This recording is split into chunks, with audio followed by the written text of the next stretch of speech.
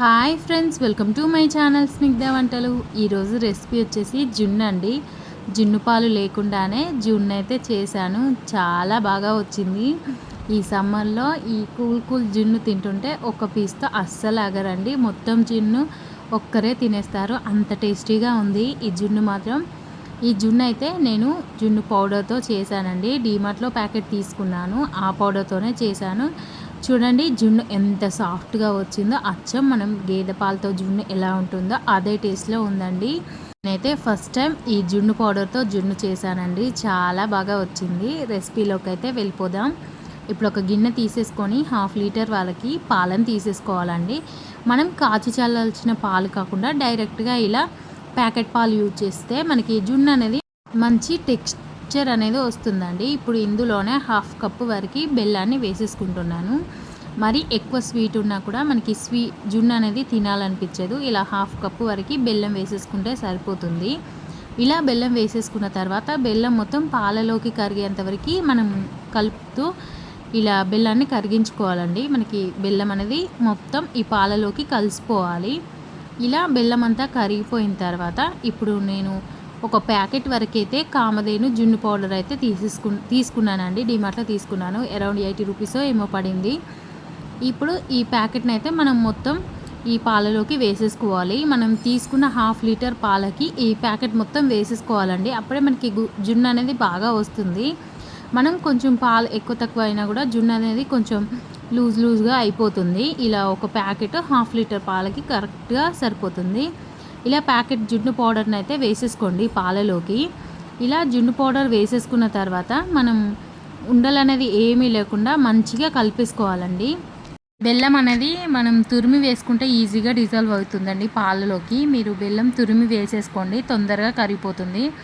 ఇలా మనం జున్ను పౌడర్ వేసేసుకున్నాం కదా, ఉండలు అనేది ఏమీ లేకుండా కలిపేసుకోండి. ఇలా కలుపుకున్న జున్ను పౌడర్లో మనమైతే ఇప్పుడు మిరియాలు అలాగే ఇలాచీలు కొంచెం క్రష్ చేసి వేసేసుకోండి. ఇలా ఒక 2 ఇలాచీ అలాగే ఒక 4-5 మిరియాలని ఇలా పొడి చేసి వేసేసుకోవాలండి. ఇలా వేసేసుకున్న తర్వాత మొత్తం ఒకసారి అయితే కలిపేసుకోండి. మనకి బెల్లం అనేది కరిగిపోయి ఉంటుంది కదా. ఇప్పుడు మనం ఏ గిన్నెలోకి అయితే జున్ను రెడీ చేసుకుంటామో ఆ గిన్నెలోకి ఇలా కలిపెట్టుకున్న జున్ను పాలను అయితే వడగట్టేసుకోండి. మనకి బెల్లం ఏదైనా కరిగినది ఉంటే ఈ జాలిలోకి వచ్చేస్తుంది కదా. ఇలా అయితే వడగట్టేసుకోవాలండి. ఇలా వడగట్టి ఇప్పుడు దీన్ని పక్కకు పెట్టేసుకోండి. మనమైతే ఈ జున్ను పాలని ఉడికించుకోవాలి. ఒక మందంగా ఉన్న గిన్నెని తీసేసుకొని ఒక 2 టీ గ్లాసుల వరకు అయితే వాటర్ని వేసేసుకోండి. ఇలా వాటర్ వేసేసుకున్న తర్వాత ఇప్పుడు ఇందులోనే స్టాండ్ కానీ ఏదైనా గిన్నెను కానీ పెట్టేసుకోవాలండి. ఇలా స్టాండ్ అయితే పెట్టేసుకుంటున్నాను. ఇలా స్టాండ్ పెట్టేసుకున్న తర్వాత మనం ముందుగా కలిపి పెట్టుకున్న జున్ను పాలను అయితే పెట్టేసుకోండి.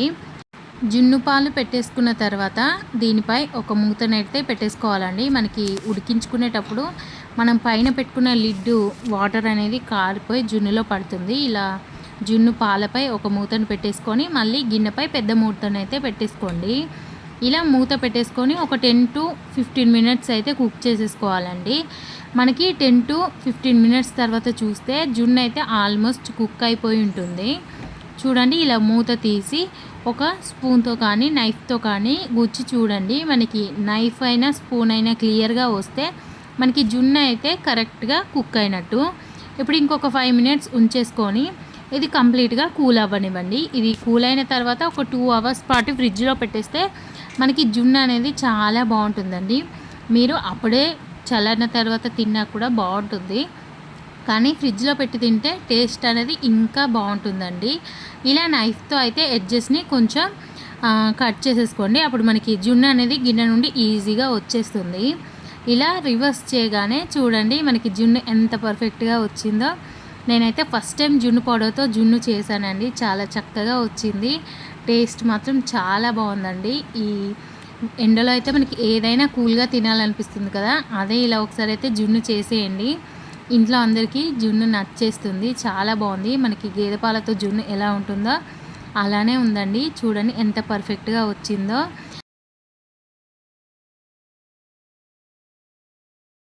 వీడియో తీస్తూ 1/2 జున్ను అయితే నేనే తినేసానండి. అంత బాగుంది. చూడండి పర్ఫెక్ట్గా వచ్చిందండి. ఇలా కట్ చేస్తూ ఉంటే చాలా బాగా అనిపించింది. నేను డౌట్ పడుతూనే చేశానండి, బాగా వస్తుందో రాదో అని. కానీ పర్ఫెక్ట్గా వచ్చింది. మనం తీసుకున్న ఒక ప్యాకెట్ జున్ను పౌడర్కి 1/2 లీటర్ వరకు మిల్క్ వేసేసుకోండి. అప్పుడే మనకి టెక్స్చర్ అనేది నేను చూపిస్తున్న విధంగా వస్తుందండి. ఈ వీడియో నచ్చితే లైక్ చేయండి, షేర్ చేయండి, అలాగే నా ఛానల్ని సబ్స్క్రైబ్ చేయండి. Thank you for watching Snigdha వంటలు.